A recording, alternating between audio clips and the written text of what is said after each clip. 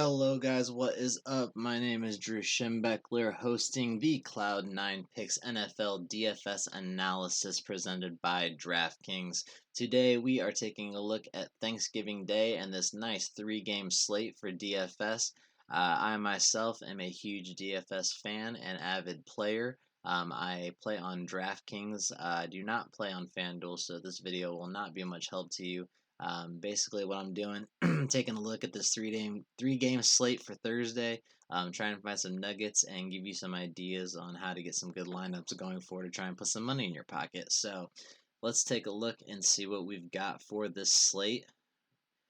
Right now, I got the current odds. It is Tuesday, November 24th. So these odds are brand new right now and some decent totals, I guess.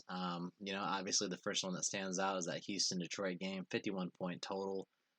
Houston offense is clicking. Detroit, rough game on Sunday, but hopefully they can turn things around. That was just an ugly game all around. So we'll take a look, see what we can find there. Washington football team goes to Dallas, 46.5. Not the greatest total, but I'm sure there's some gems that are going to be hidden in there somewhere. Different game. I mean, they played week 7.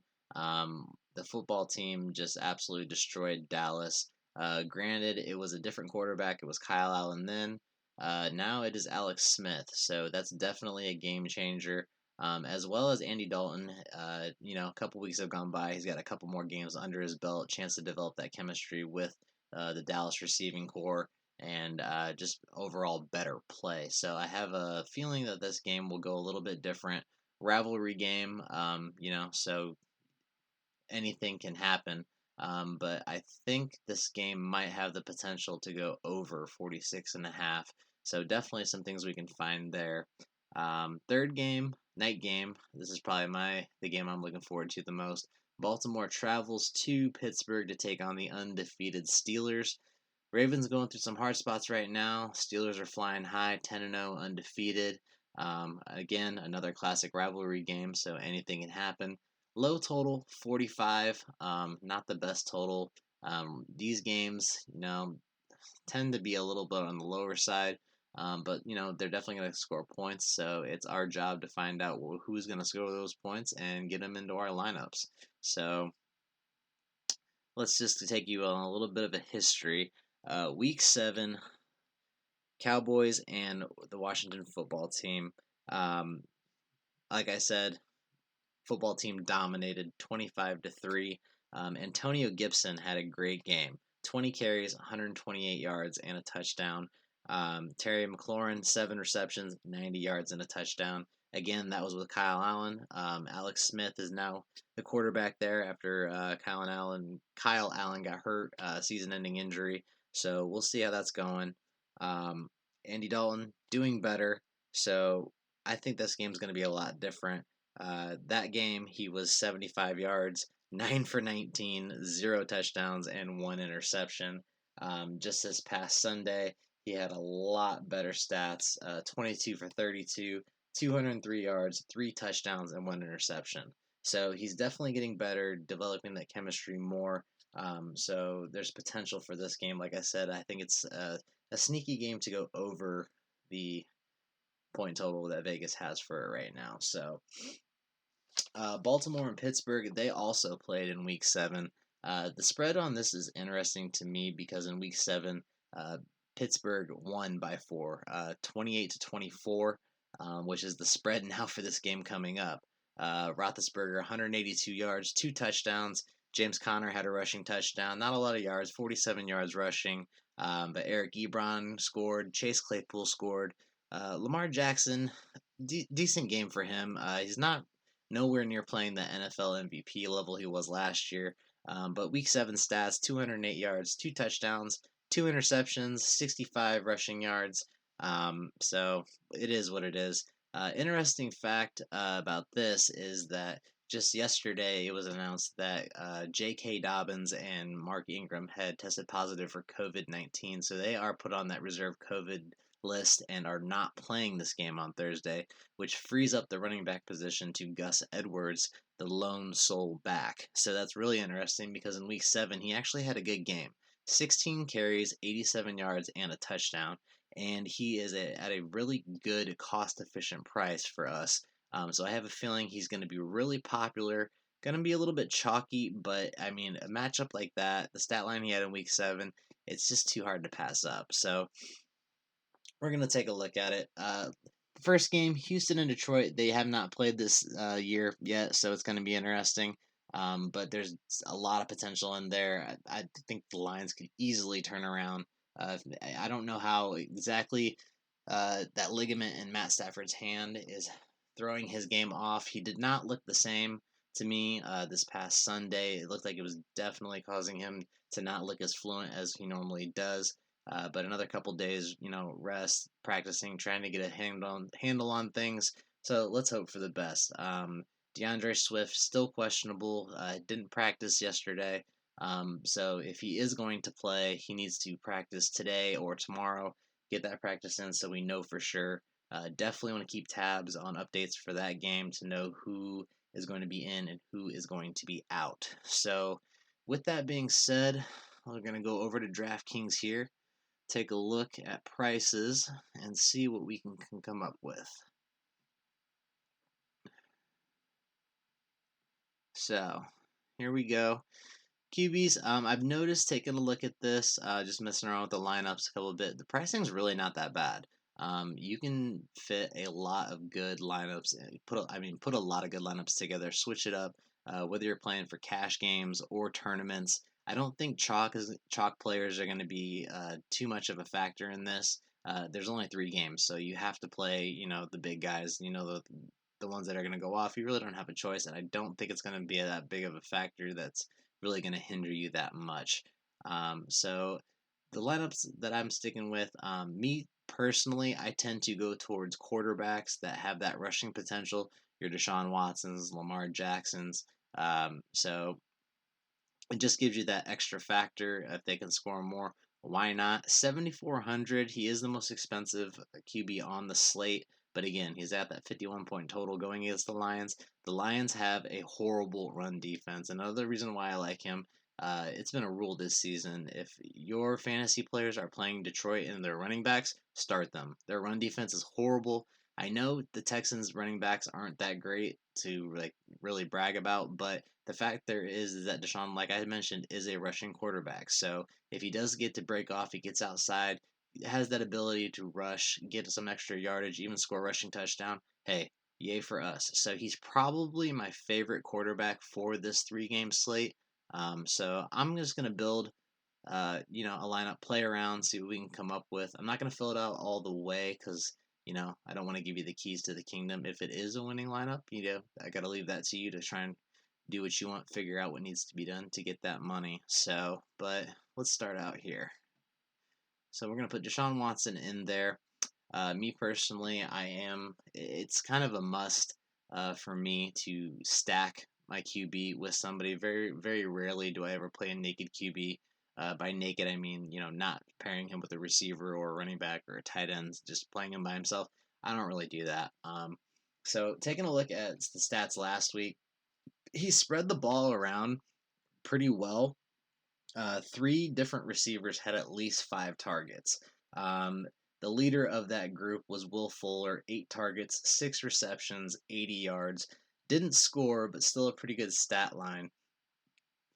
Jordan Atkins, surprisingly, the tight end for them, 6 targets, 5 receptions, 83 yards. And an interesting factor on this is that in that game, Randall Cobb ended up hurting his toe, and the Texans believe that it's a little bit more serious than what they thought initially. So he is out Thursday. He's not playing. Kenny Stills is probably still going to be out. So Jordan Atkins has that potential for another good stat line. Again, the Lions defense not that great, so it gives us things to work with. But my favorite person to play him with is probably definitely Fuller. I mean, you could go Brandon Cooks if you want. Had a good stat line himself Sunday. 5 targets, 4 receptions, 85 yards. So you have options there. But just for the sake of it, we're going to go with Will Fuller here. Boom. Okay, so we got a stack there. Good start. I do try and play correlations with my lineups, meaning if I'm playing one team's receiver, I kind of like to bring it back with a receiver from the opposite team, just in case, that 51-point total. If it is a high scoring game, hey, who knows what can happen. Now, with the Lions, we know Matt Stafford is hurt, has got that ligament in his hand. Their receiving core's hurt. Kenny Galladay is out. Marvin Hall is now even questionable. TJ Hawkinson, he's questionable with his shoulder injury, I guess. But as far as I can tell for him, it's not that serious. I mean, they don't believe it to be serious. He's trending towards playing. Again, just keep tabs on him. Reason I'm bringing him up because he's the most interesting to me on Sunday. Yeah, the Lions got shut out, but Hawkinson had a career high yardage game. He had 7 targets, 4 receptions, 68 yards. And if Matt Stafford's going to have limited options to throw to, Matt Patricia might be trying to get a little bit more creative, get Hawkinson more involved if he can play. Hey, why not? Cheaper price. If we take a look at the tight ends here, 4,700. He is the second highest tight end on the slate. Has that questionable tag, but it's really not that expensive for a tight end to me. So I'm gonna plug him in just kind of as a correlation on there. So we have that. So we have our stack with the QB, receiver, correlation play, Hawkinson. Let's take a look at running backs. Now, earlier I did mention that Gus Edwards, lone running back in Baltimore. So his price tag is just too good to pass up. Look at this. 4K for a running back that's all likelihood going to be a 3-down back, no 3-headed monster to worry about, and he had a great stat line in Week 7 against the Steelers himself.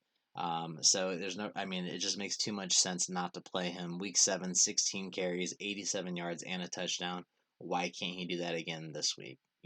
So I'm definitely going to play him. Another running back that I have huge interest in is Antonio Gibson. Now, he also there's a questionable trend is going around this week, mainly because it's a short week. All these guys played on Sunday. They got to turn around, play again on Thursday. Teams are trying to give their players rest, give them some time to heal up, get ready for Thursday. So just because that questionable tag's there doesn't mean that they're out or you got to worry about them. Just keep tabs on them.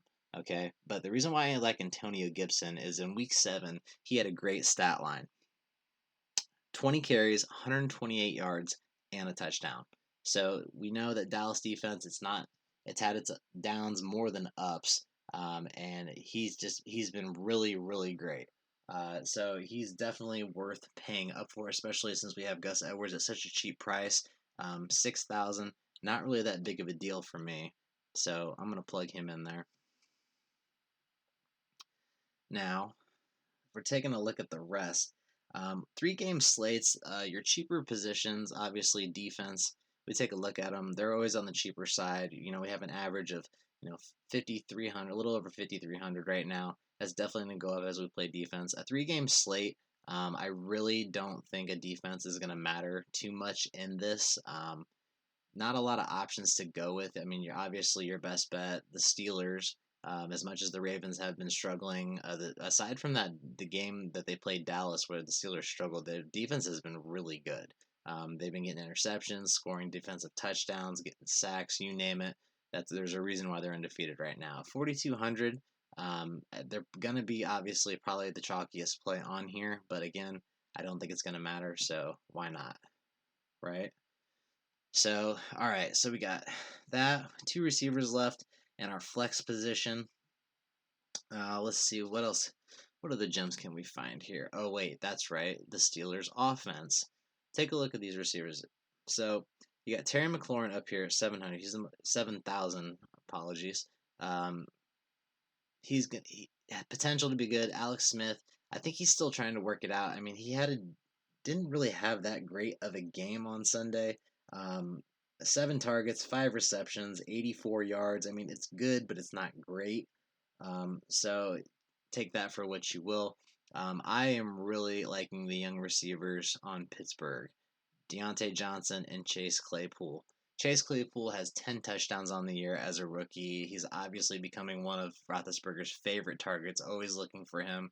The Ravens have had their struggles against teams in passing, and Deontay Johnson, he had 16 targets last week. Yeah, 16 targets. So that's definitely something that we can work with. And again, the price isn't really going to matter.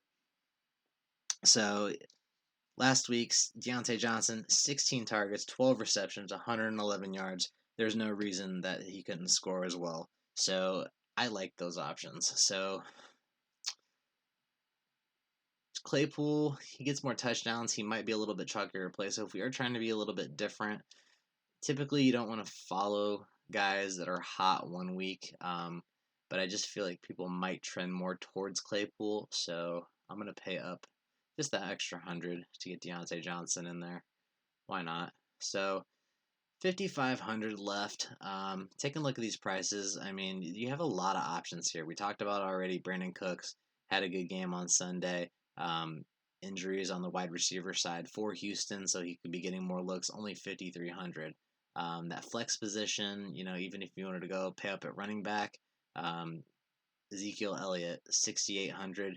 You can fit anything that you want in there. There's a lot of options, a lot of things to play with. So it's a good time to make as many lineups as you can. Get creative with it. Think outside the box. A lot of options you can go with there. So with that being said, again, I just want to wish you all a happy early Thanksgiving. Hope you eat lots of great food, have a good time, take a nap, watch football all day. It's meant to be enjoyed. One of my favorite holidays of the year, hands down. As far as I go, this was the first episode of Cloud9 Picks.